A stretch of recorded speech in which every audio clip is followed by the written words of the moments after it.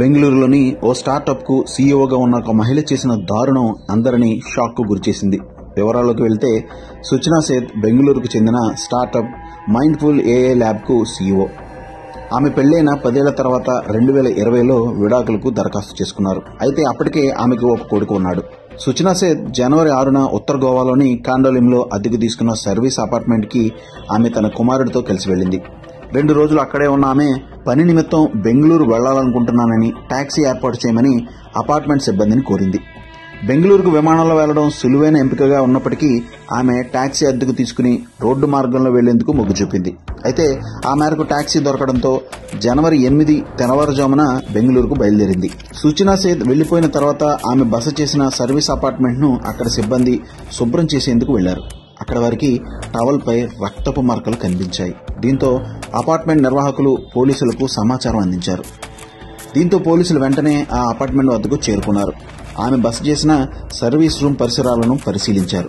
మరొక వైపు మహిళ అపార్ట్మెంట్ నుండి బయటకు వెళ్లినప్పుడు ఆమెతో పాటు 4 ఏళ్ల కుమారుడు కనిపించలేదని, ఆమె అసాధారణంగా బరువైన బ్యాగ్ ని కూడా తీసుకెళ్లిందని సిబ్బంది పోలీసులకు తెలియజేశారు. దీంతో పోలీసులు సుచనా సేథ్ ను ఫోన్లో సంప్రదించారు.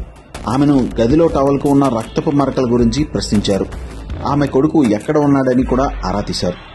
పీరియడ్స్ కారణంగా రక్తపు మరకలు వచ్చాయని సుచనా సేథ్ పోలీసులకు చెప్పారు. తన కుమారుడు మార్గోవోలో తన ఫ్రెండ్ తో ఉన్నాడని చెప్పిన సుచనా సేథ్ వారికి ఒక అడ్రస్ కూడా అందించారు. అయితే ఆ అడ్రస్ కు సంబంధించి ఆరా తీసిన పోలీసులు అది నకిలీదని తెలుసుకున్నారు. ఈ క్రమంలోనే గోవా నుంచి బెంగళూరుకు సుచనా సేథ్ ను తీసుకెళ్తున్న టాక్సీ డ్రైవర్ ను పోలీసులు కాంటాక్ట్ అయ్యారు. టాక్సీ డ్రైవర్ తో పోలీసులు మాట్లాడి ఆమెను సమీప పోలీస్ స్టేషన్ కు తీసుకువెళ్లమని సూచించారు.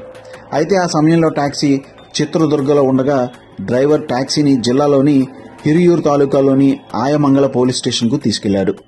ఇక గోవా పోలీసుల అభ్యర్థన మేరకు ఆయమంగళ పోలీసులు ఆమెను అదుపులోకి తీసుకున్నారు. అయితే ఆ వాహనంలో తనిఖీ నిర్వహించిన పోలీసులు బాలుడి మృతదేహాన్ని గుర్తించారు. ఇక ఆ తర్వాత గోవా పోలీసుల బృందం చిత్రదుర్గకు చేరుకుంది. హిరియూర్లోని మెజిస్ట్రేట్ ముందు సుచనా సేథ్ ను హాజరుపరిచి ట్రాన్సిట్ రిమాండ్ పొందింది. అనంతరం ఆమెను గోవాకు తీసుకువెళ్లారు. ఇక బాలుడి మృతదేహానికి చిత్రదుర్గలోని హిరియూర్లో పోస్టు మార్టం నిర్వహించారు. ఈ ప్రక్రియను గోవాకు చెందిన పోలీసుల బృందం పర్యవేక్షించింది. ఈ ఘటనకు సంబంధించి ప్రస్తుతం జకార్తా ఇండోనేషియాలో ఉన్న సుచనా సేథ్ భర్తకు పోలీసులు సమాచారం అందించారు.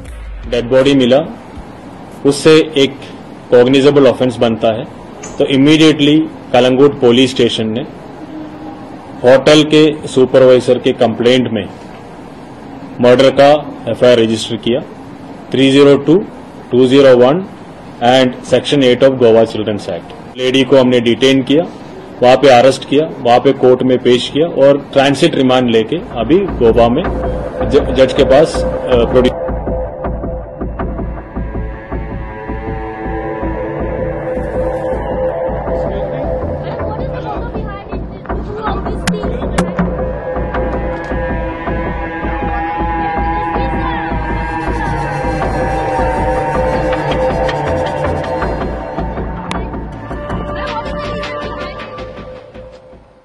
మా వీడియో మీకు నచ్చినట్లయితే please like, share and subscribe.